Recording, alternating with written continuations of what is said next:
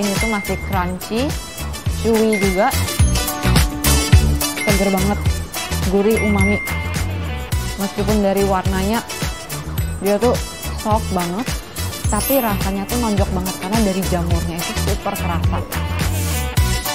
Wah, ini masih ngebul nih sahabat ai. Rawenya juga nih lihat, hijau, seger banget. Ini persis seperti yang aku mimpi-mimpikan dan nostalgia banget.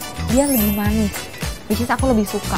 Tapi manisnya nggak terlalu sampai bikin enak gitu. Dia tetap kesegarannya, daun-daunnya, herbalnya. Ada sedikit hint dari cengkehnya juga. Wah, perfect.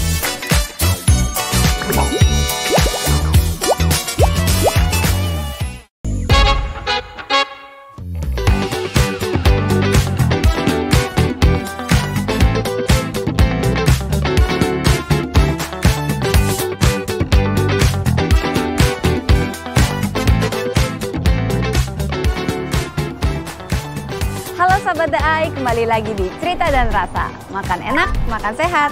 Hari ini kita mau jalan-jalan ke Vietnam. Enggak deh, kita ada di Tik sekarang. Tapi kita mau ke suatu tempat restoran yang benar-benar otentik banget Vietnamnya. Sampai chefnya sendiri orang Vietnam. Penasaran? Yuk langsung kita check out menunya apa.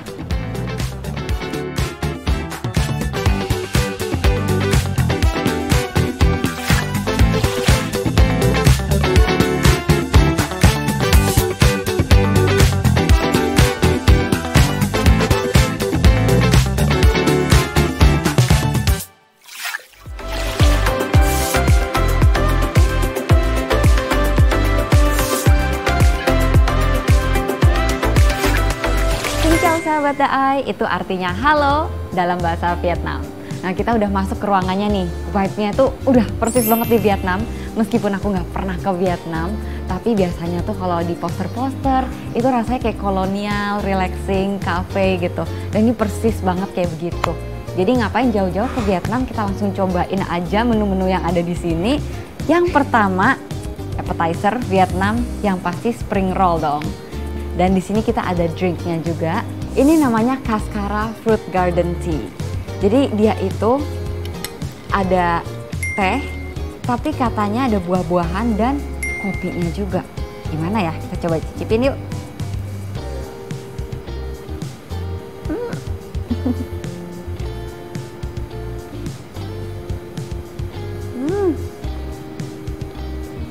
Wah, ini perpaduannya seger, tapi kompleks. Dia berbody banget. Dan tehnya itu nggak terlalu overpowering buah-buahannya dan kulit kopinya. Jadi dia itu bukan cuma ada kopi dimasukin, tapi dia itu pakai kulitnya kopi. Terus abis itu ada buah, ada lime-nya juga. Terus ada apa aja nih buah-buahannya ya? Kita coba cari tahu ya. Oh, ada nanas. Kita coba nanasnya dulu ya.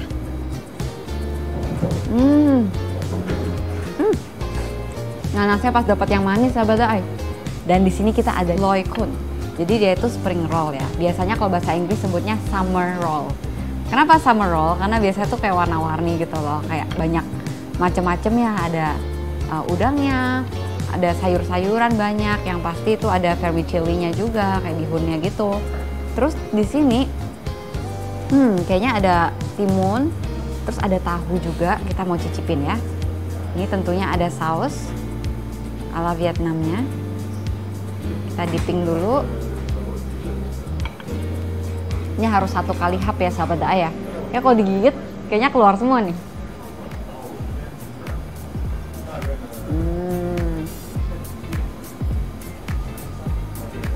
Seger banget sahabat Ai. Isinya macem-macem, teksturnya juga banyak, dan sayurnya tuh seger banget.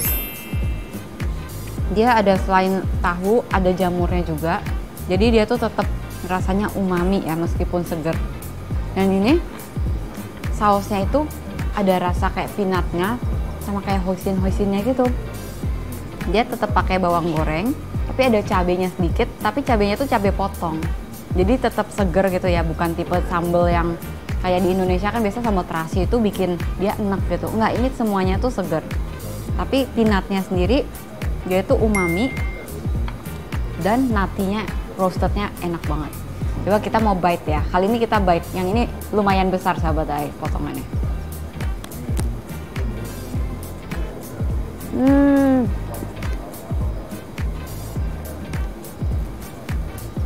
Wow. Di sini ada selada juga, ada wortelnya juga. Dan ini cocok banget sama drinknya, karena drinknya ini seger. Beda kalau misalnya kita makan makanan yang seger kayak gini, terus minumannya tuh terlalu overpowering tuh juga kurang enak. Kalau ini semuanya benar-benar seger. Tapi yang aku suka dari hidangan Vietnam tuh dia meskipun seger, itu selalu berbodi, berrempah, dan rasanya itu berani. Gitu. Persis kayak drinknya ini juga. Kita minum lagi yuk.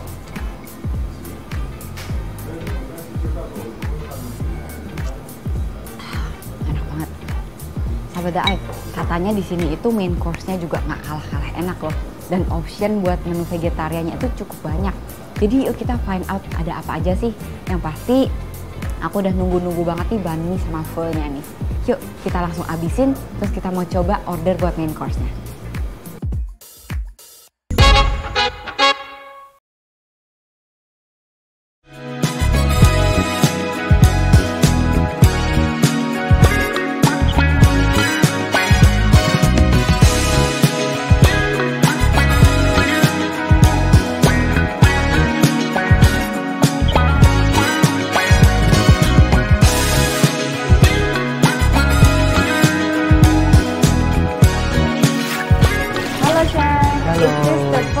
Yes. Yes.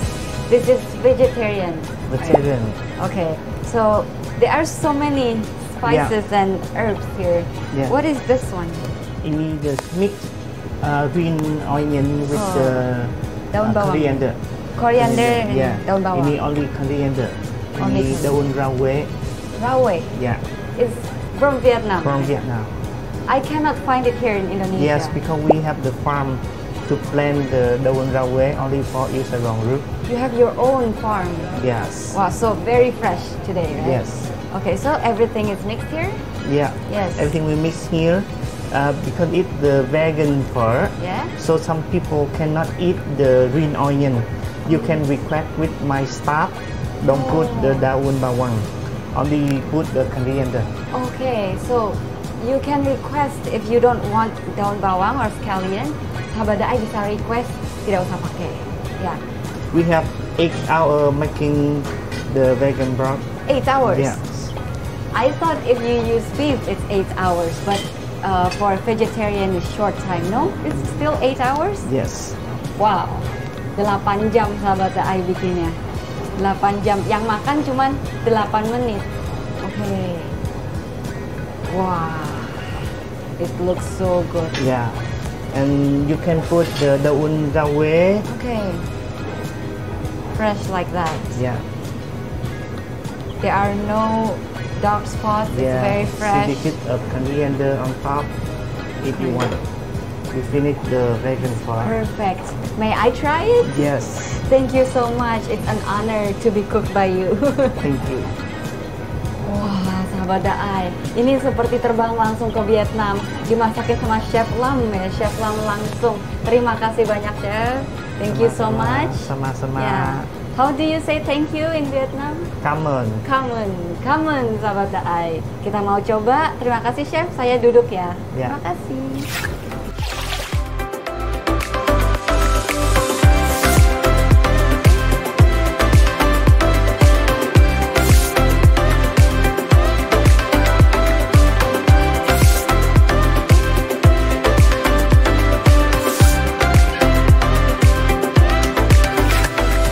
Sahabat AI, sekarang kita udah datang nih makanannya semuanya dan somehow looks familiar buat aku, soalnya aku sering banget makan pho sama banh mi dan aku penasaran dulu sama banh mi-nya nih karena aku ada spesial cerita tentang banh mi.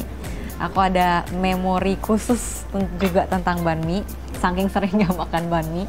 Jadi kalau banh mi ini itu tuh terbuat dari kayak roti baguette gitu ya, kayak di Perancis. Tapi dia beda sama di Perancis, dia tuh lihat ya, soft banget tuh kalau dipencet. Dan ini vegetarian dong. Dalamnya mirip banget sama spring roll yang kita makan tadi. Tapi dia ini nggak ada dagingnya ya. Biasanya tuh ada dagingnya, ada ayam. Terus ada juga yang ada pakai udang, seafood tuh ada. Tapi kalau ini dia pakai tofu sama jamur. Langsung cus, kita cobain aja ya.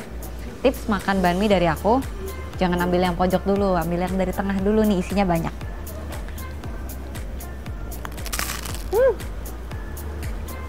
Dengar nggak lagi? Pokoknya gitu. Seger banget, gurih, umami. Meskipun dari warnanya dia tuh soft banget, tapi rasanya tuh nonjok banget karena dari jamurnya itu super kerasa. Dan kaldu jamurnya tuh belum keluar. Ada kan orang yang bikin jamur tuh direbus dulu, digodok, dibuang airnya. No, ini tuh masih crunchy, chewy juga. Dan gimana caranya kita tahu roti enak tanpa nyoba? Bunyinya, nih ya. Wah, bunyinya tuh keras, tapi dalamnya soft banget. Emang orang ada yang bilang ini mah pakai baguette yang di Prancis aja. Tapi nggak, kalau ini Prancis tuh dalamnya biasanya lebih chewy dan keras. Kalau ini tuh soft. Bayanginnya sahabat Ai kayak bikin sponge cake sama kalau bikin misalnya kue lapis Surabaya. Jadi udara di dalamnya tuh lebih banyak. Jadi lebih enak nih makannya, lebih soft.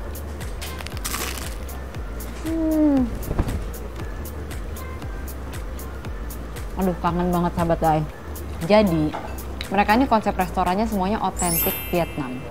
Jadi nggak hanya resepnya itu otentik, tapi bahan bakunya juga mereka tuh pilihin banget. Ini di dalam sini ada melati yang langsung dari Vietnam.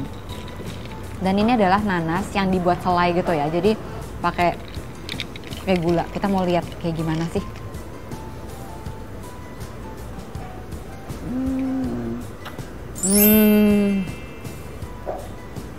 Wah, sahabat Ai. Indonesia kan terkenal melati ya, tapi ini melatinya beda loh. Melatinya tuh wangi, harum, frutinya dapat tapi beda. Ini bukan fruity dari nanasnya. Tapi ini kayak melatinya itu meng-highlight buah-buahannya juga. Selanjutnya, wah ini masih ngebul nih sahabat Ai. Rawenya juga nih lihat, hijau seger banget. Nah, kita mau lihat nih isinya apa aja. Ada jamur kuping, dan look at this. Wah, rice noodle-nya tuh silky, soft banget. Wah, kita langsung just coba. Sebetulnya kalau pho gini selalu banyak banget kondimennya ya. Tapi aku selalu pengen coba yang originalnya dulu tanpa ditambahin apa-apa.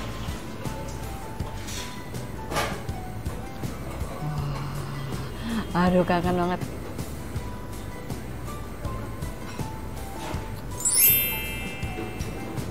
Enak banget. Wah. Oh, tapi aku ada rasa sesuatu nih.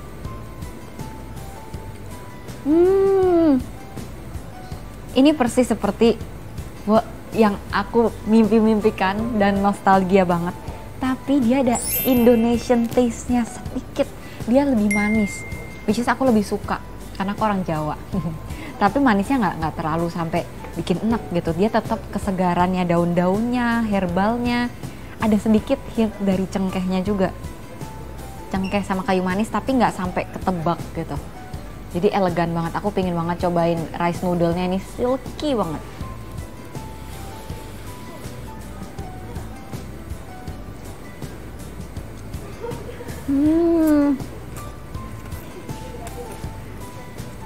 Wow. Luar biasa sahabat Ai. Ini fresh banget. Tapi aku pengen coba nih tambahin kondimen-kondimen lainnya. Kita udah coba originalnya. Sekarang kita mau coba campur-campur. Ini wajib dong. Yang aku suka dari makanan Vietnam tuh dia selalu pakai bahan-bahan yang seger ya. Agak beda sama kita di Indonesia tuh semuanya selalu digoreng, direbus yang sampai begit banget. Biasanya kalau Vietnam itu dia lebih seger, fresh. Tapi rasanya tetap sharp, berani dan bold gitu. Jeruk nipis. Ini bisa ngebalance antara pedesnya juga ya. Jadi kalau makanan ada pedesnya tuh selalu enak sama yang asem. Plus tadi ada manisnya juga kan. Manisnya bisa ke cut down sama asemnya dia.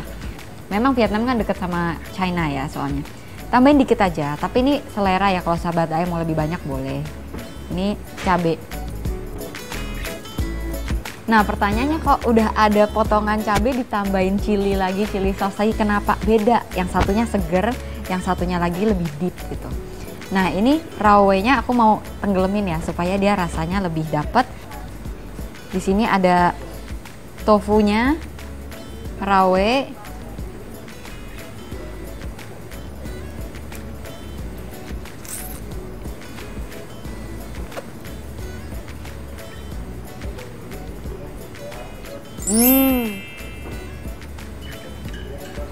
wah, perfect.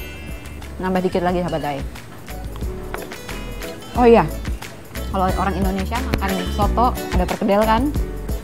Kalau di sini ada cakwe. Tapi cakwenya jangan salah, lihat nih. Dia tuh crispy. Tuh, dia tuh crispy. Jadi kalau misalnya kita masukin, dia bakal nyerap brothnya itu ke dalam cakwenya ini.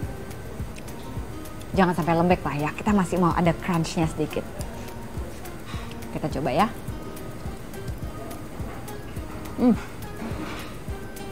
Nggak terlalu berminyak, brothnya masuk ke dalamnya.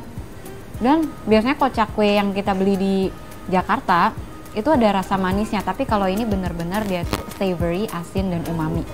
Jadi nggak overpowering, ini manis lagi ya. Perfect banget. Berasa makan kayak popcorn yang ada karamel sama kejunya, jadi asin sama manis.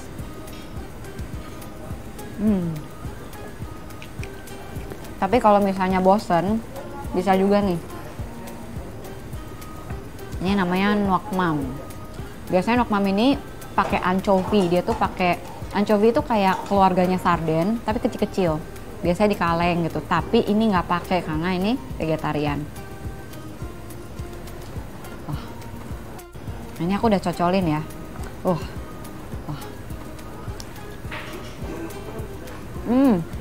Gimana kalau kita campur? Emang orang Indonesia tuh nggak bisa diem ya sahabat Ai. Udah dicocolin nuoc mam, kita campur lagi sama apanya. Kita coba nih tuh, ada daun rawenya juga.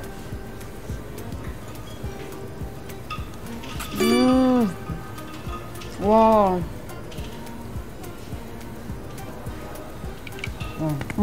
Approve banget sahabat Ai.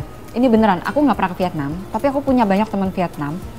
Dan mereka tuh pas nunjukin aku makanan-makanan yang otentik, itu persis banget kayak gini. Sahabat Ai, gimana kalau abis ini kita ngobrol sama yang bikin? Aku pingin tahu cerita, inspirasi apa sih yang dia bisa pikirin, kok bisa bikin hidangan se-perfect ini, se-otentik ini. Yuk kita langsung ngemil-ngemil lagi, terus kita langsung mau cari chefnya. Makan enak, makan sehat.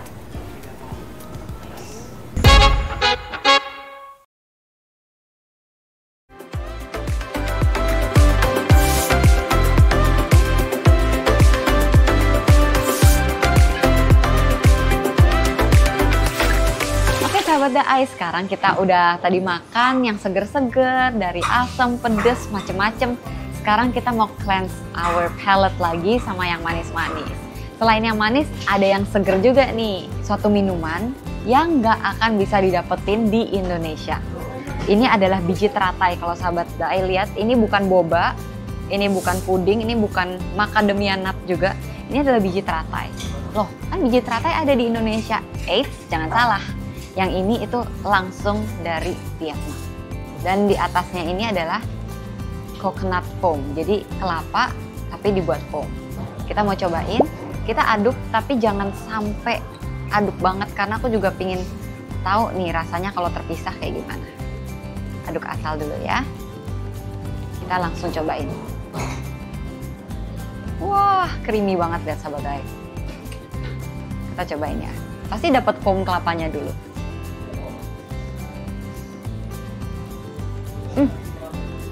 Kelapanya kayak kopior. Aku kira bakal kayak kelapa muda, tapi kayak kelapa kopior sahabat Ai. Enak, creamy banget. Sekarang kita mau aduk total, kita cobain ya. Seger, creamy, nutty. Sekarang aku pengen coba ini biji teratainya. Langsung dari Vietnam guys. Kapan lagi?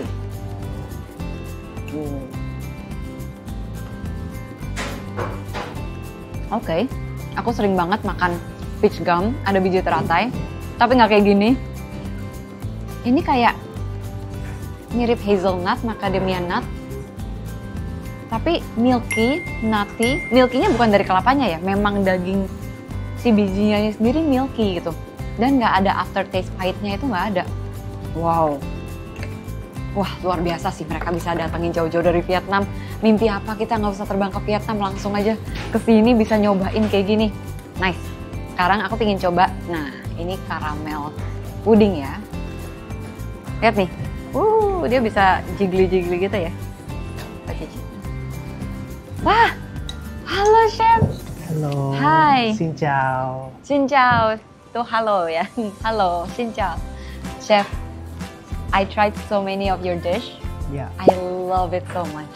Yeah. Because I personally love Vietnamese food. Yeah. I've gone around Jakarta to try Vietnamese food. This is one of the best ones. I was asking them as well. It's very rare to find vegan food that is Vietnamese. So has vegan food always been a part of Dong Khoi? And why do you want to make vegan food, especially when it's Vietnamese food? Thì khi chúng tôi có cái ý tưởng để làm cái menu cho Đồng Khởi á, thì chúng tôi đã quyết định là sẽ đưa món chay vào trong cái menu của mình. Bởi vì cái outlet đầu tiên mà chúng tôi mở á, thì nó nằm tại khu vực Pick, là khu vực tập trung rất là nhiều cộng đồng người Hoa và họ ăn chay vì cái lý do tôn giáo. Bên cạnh đó thì ngày nay á, là nhu cầu ăn chay không còn vì lý do tôn giáo nữa, mà nó vì nhiều cái lý do khác nhau, cái áp lực công việc rồi áp lực cuộc sống này kia nọ, thì nó làm cho người ta muốn tìm lại những món ăn chay để cân bằng cơ thể, rồi để bảo vệ môi trường và giảm đi những cái nhu cầu không cần thiết nữa. Thì chúng tôi đưa món chay vào để một phần nào đó đáp ứng được cái nhu cầu ăn chay vì sức khỏe của mọi người. Chính vì thế mà món chay không chỉ xuất hiện ở Đồng Khởi Pick đâu, mà món chay xuất hiện tại tất cả những outlet Đồng Khởi mà chúng tôi mở sau này, dù những cái khu vực đó không có tập trung nhiều người Hoa. Và trong cái hệ thống Yêu Sài Gòn Group á, thì tất cả các nhà hàng chúng tôi đều có một cái menu chay riêng nhằm cái nhu cầu là đáp ứng cái nhu cầu ăn chay ngày càng cao của người dân Indonesia. And by the way, can I try this one? Yeah. Because usually I like to make this. It takes long time because the temperature has to be low, right? So there is no flour here, just egg and then caramel. Let us try this. One of my favorite food. This is nice. Well, thank you so much for telling the story about Vietnamese food. And I would like to thank the viewers as well. Terima kasih ya udah nonton Sahabat The Eye dari awal sampai akhir, dan kita udah belajar juga nggak cuma tentang makanan Vietnam, tapi juga culture budaya dari Vietnam juga dari Chef Lam sendiri.